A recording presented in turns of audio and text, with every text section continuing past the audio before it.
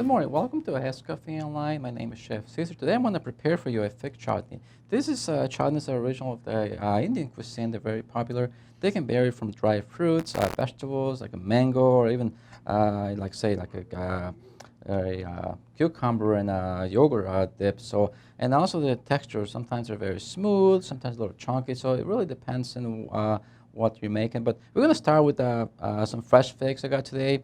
If you can find fresh figs, you can get some dry, but right now they're in season, so I decided to get some fresh. They're really good. And so we're gonna start by combining all my ingredients. I got some vinegar here. I'm using some red wine vinegar. If you want to use a different one like a sherry or just regular white wine vinegar, that's gonna work too. But this is nice and floral, gives a nice aroma and flavor when you make this a chutney. So we're gonna pour this in my pot here. And this is going to take a while to cook, about 45 minutes to an hour, but I'm not going to wait that long, so I'm just going to show you guys how to get it going. And like I made one ahead of time, so I want to show you guys what it looks like when it's done.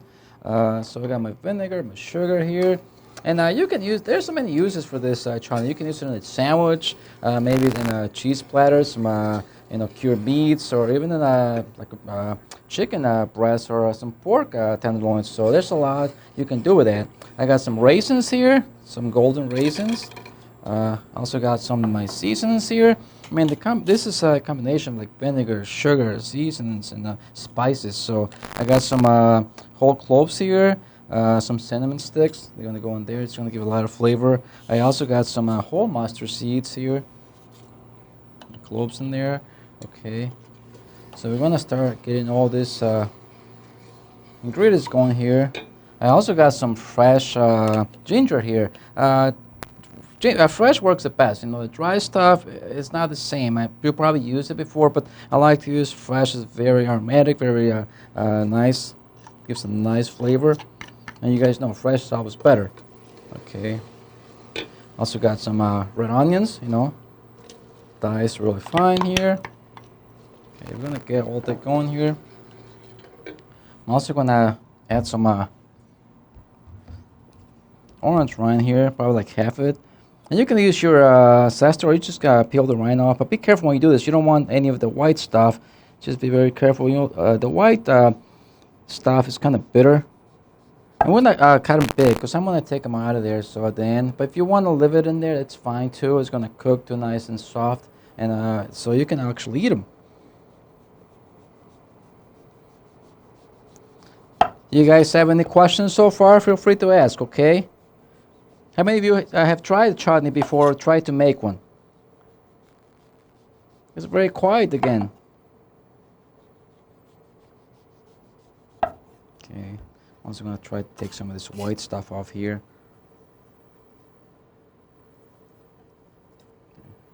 So I'm going to throw the whole thing in there. Like I said, we're going to take them out of there at the end. If you want to leave them in there, you can chop them up into little small pieces and just let them cook in there. Okay, so this is going here.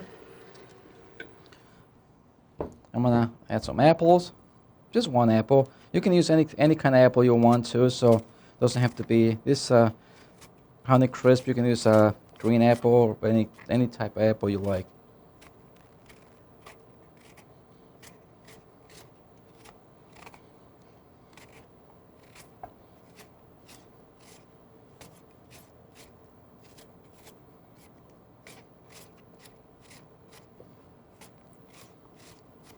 And normally you wanna, before you use a chutney, you wanna let it sit overnight so all the flavors, kind of marry together.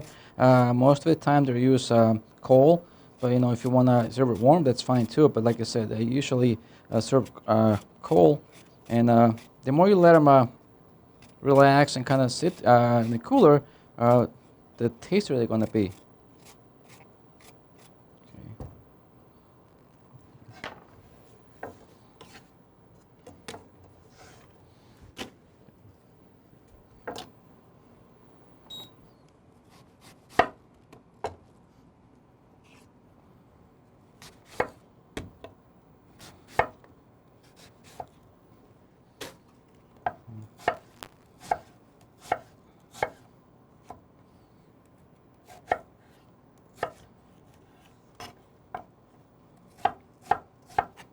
So I want to make a nice little small slices here.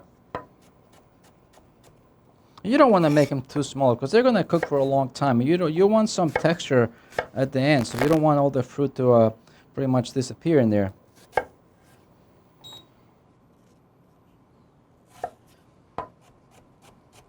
If you want to cut the apple ahead of time, you can keep it in some water with some lemon juice. That way it doesn't oxidize and it turns brown on you. That way you don't have to do it like I'm doing it right now. But I just decided to do it like this because it's very quick. Okay.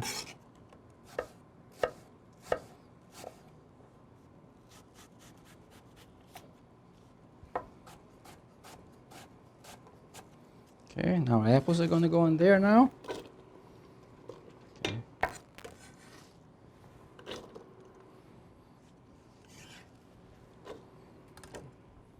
You might see that the liquid level is going to rise because there's a lot of moisture on the apples and also on the figs that go in there. So you don't want to add too much vinegar. You can also at the end, once it's done, you can adjust the seasonings. You might add a little more vinegar, a little more sugar, maybe a little more salt. So we want to cook it first, and then you can at the end you can also do the adjustments as well.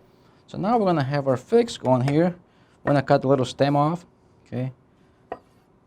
And if you find the ones that are not very ripe, a little firm, those are fine too, because they're going to cook for a long time anyways. Also, you can use dry figs just in case you can't find fresh.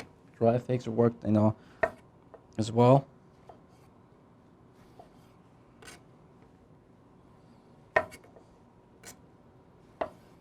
Yeah.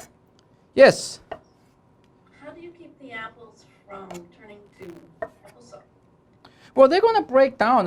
Like I say, you don't want to cut them too small. The apples might break down a little bit, but they're going to, you're still going to be able to see them in there. Okay. And if you use dry figs, are those sweeter than the fresh ones? Not really. These are very sweet. I mean, have you ever tried a fig before? Have you had one? Or not? You're not a fan of figs? No. Really? No, they're really sweet. These are extremely sweet. I mean, they're very, the texture is very soft and they're very sweet. But, the drier ones, sometimes they're sweeter because, the sugars have concentrated. All the moisture evaporated, so the sugar is really concentrated in there. So they might be a little sweeter. And they're real sticky and sweet. Oh, yeah. And you can also use the green figs. I mean, these are the brown figs, but you can use the other ones as well. Also, mango makes a nice, using mangoes, you can do a nice chutney with mangoes as well. Okay, now my figs are going to go in there. And you can also, put this in a jar and then save it. You can, seal it in like you do cayenne the same way in a water bath, so it seals really good. So you can keep them for a long time. I mean, it's one of those things that chutneys will last because they have the vinegar, so it's going to prevent any bacteria to grow as long as you do it properly. They're going to last you for a while. So I almost got all my stuff in there. Crank the heat. I want to bring it to a boil. Once it comes to a boil, you want to turn it down to just a simmer. And you want to kind of stir every now and then. You don't want it to stick to the bottom because there's a lot of sugar in there, and you don't want to burn it.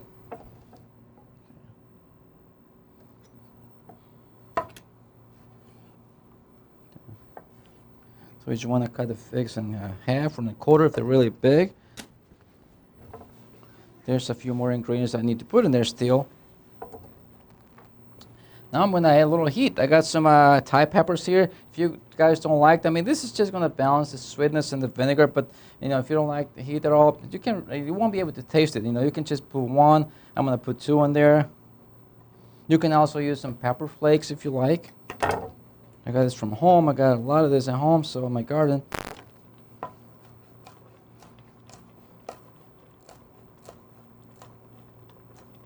Okay, that's it.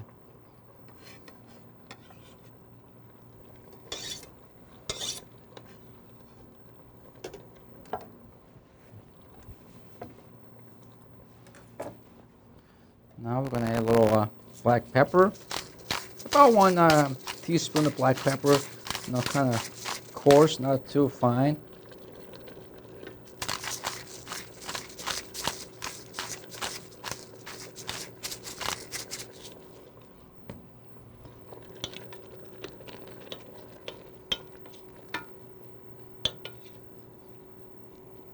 Okay, so we got it going there. Also, I'm gonna add a little more, some nutmeg. I'm gonna grate some nutmeg. If you don't have fresh like this, you can always buy the stuff that already comes ground for you. But fresh is always better. Any other questions, guys?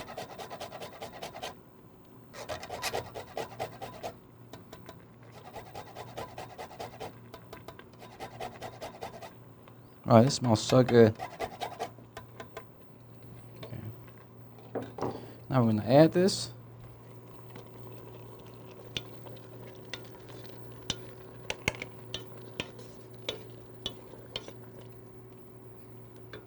At this point, we're gonna let it simmer for, once it comes to a boil.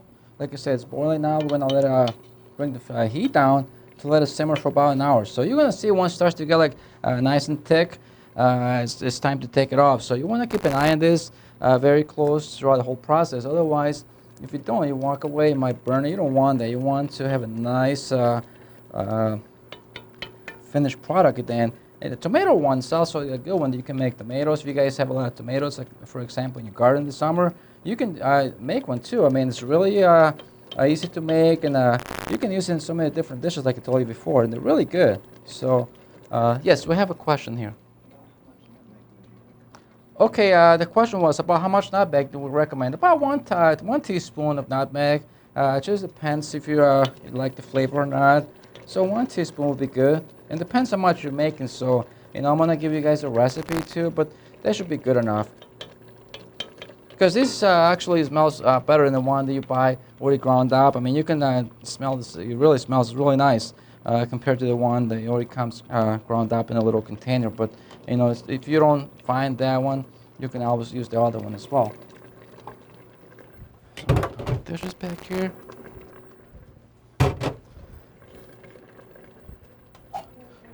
Yes.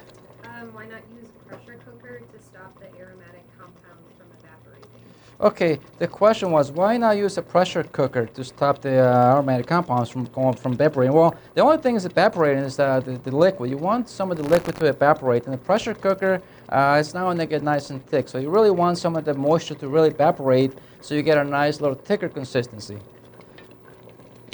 And the only thing that's going to evaporate is actually the liquid, the steam. So a lot of the flavor is going to stay behind, like the cinnamon stick is there. And we're going to pull them off, like, once it's done, the cinnamon stick comes off, and a lot of the flavor is going to stay in there. But you really want some of the steam, like I said, to kind of, evaporate, so you get a nice reduction. And the flavors are actually going to intensify when you reduce something.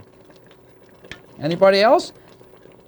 So as you can see, this is, I told you before, see how much more liquid in there? I only put like 12 ounces of vinegar, but now it's more. A lot of all these fruits, they have a lot of moisture, a lot of water in them, especially the figs and the apples. So you're gonna see a lot of that. And you want to let it go, for about an hour, 45 minutes, until it kind of evaporates and it reduces to a nice little thick consistency. And all the vegetables, not the vegetables, all the the apples and the onions are nice and tender. So we're gonna let it go like this for like I say, until it's nice and thick. But in the meantime, I may want ahead of time so you guys can see what it looks like when it's done. It's a little bit warm. So this is like, the texture you want to achieve at the end. And this is something that, it's up to you if you want to get a little runny. And sometimes if you like it like smooth, you can actually puree this, because you're going to see some chutneys. They're not very chunky, but this is a very classic chutney. But you can also do like one with peanuts too, that you want to puree. And really it depends on the type of texture you want. Those initially have to be a little piece in there. You can chop it up more fine and whatever your texture that you prefer. But this is what it's going to look like. And once it's done like this, you can can this and kind of keep them in the. It doesn't have to be refrigerated. Once you put them in the can, seal it really nice in a jar, like you can tomato sauce, for example, it would stay at room temperature for a while. So that way, like you see at the store. But now you don't have to buy the stuff. You can make them yourself, because it's so easy, especially when there's fruits are very abundant, and like the tomatoes too. You can do a tomato chutney, or like mango. They're really good, and they go really well with a lot of different dishes. And this is something that sometimes we don't just think about this, how easy it is to make something like this. What takes the longest to get everything together. Once it's done, you put it in a pot, you get it cooked. and you get a wonderful finished product like this. So cooking is not very hard. It's really simple. You just have to plan ahead, and really you're gonna see that it's fun actually. But now that I'm gonna show you how to use this. I mean, you don't have to do what I'm doing here. Like I told you before, you can use this in a cheese platter or in a, an entree or even a salad or sandwich. But I got some cheese and some meats. I'm gonna kind of show you how to plate this, and just an idea. I mean, you got the holidays coming up, and you can do something like this for like Christmas too. So I got some cheeses here I'm gonna slice. Okay, I'm gonna bring this down to simmer. And we're gonna let it go for about 45 minutes. Unfortunately, we don't have a lot of time here. Otherwise, I would, bring it all the way down and show you guys what it looks like at the end. But this is what it's gonna look like when it cools down.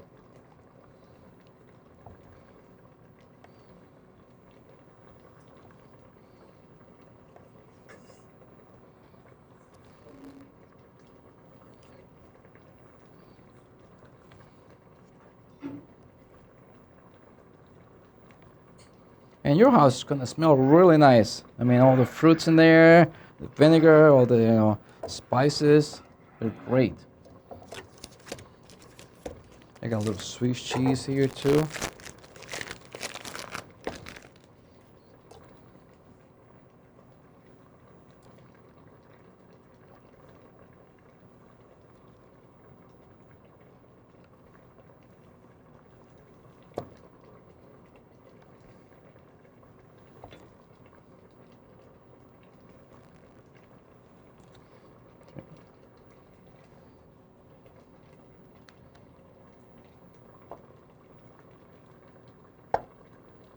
Put them to little tiny squares there.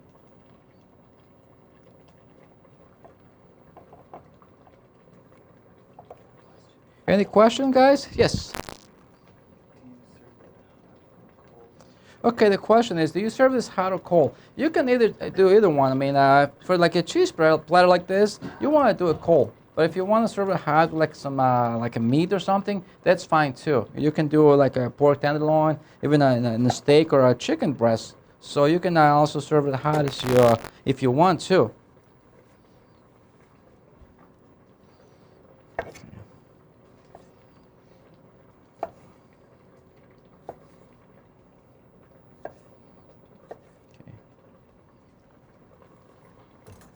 Okay, I got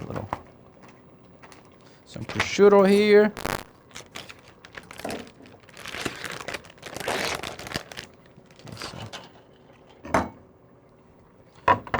Platter.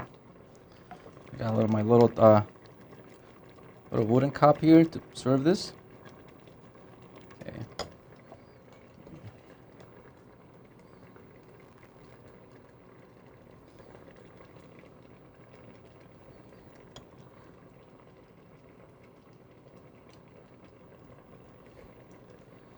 Yes, we have another question here.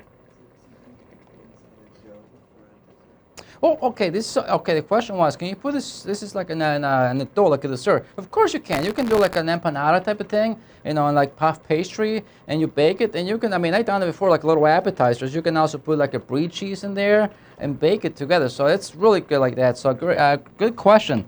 Oh, you can do so much with this. I mean, it's just whatever you want. Actually, you can do it because it's you can do it as a fill-in, or maybe in like little croissants. There's so much you can actually do with this, with a chutney like this.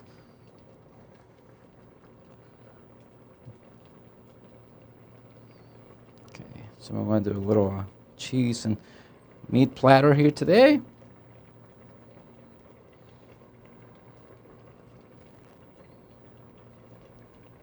Okay. Some prosciutto.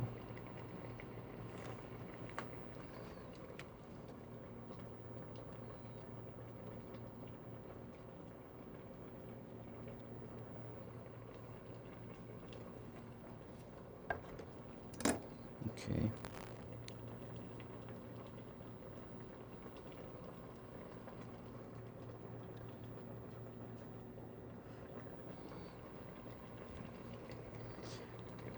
Stack it all here.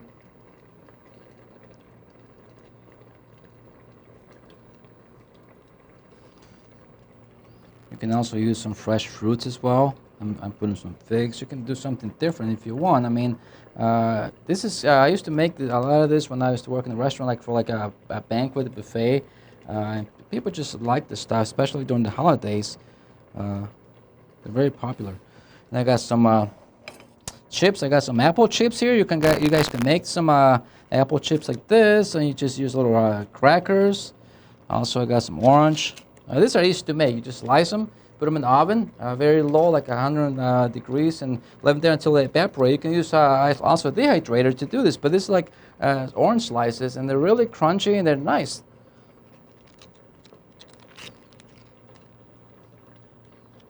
You can do pears too. I mean, there's so many different things you can do with this. A little. Chef, Yes. do you take the apple and the oranges and put them in a sugar water and then dry them, or do you not? You don't have to even use sugar in there. I mean, if you don't want to use sugar, you can just put them, slice them, put them in the oven in a bacon sheet tray, and then put them in the oven in low, and let them, not cook. They're gonna pretty much dehydrate in there because the oven should be very low. And you let them there, maybe even overnight, and just let them stay there, and they're gonna get nice and crispy. If you see they get a little soft, like sometimes they get a little soft, you can put it back in the oven, and they get nice and crispy again. But these are easy to make. I mean, these chips are so simple, and you just you can do all kind, like also red beets. They work really well as well for nice little chips, and they're very healthy too. So you don't have to fry this. You just put them in the oven, and that's it.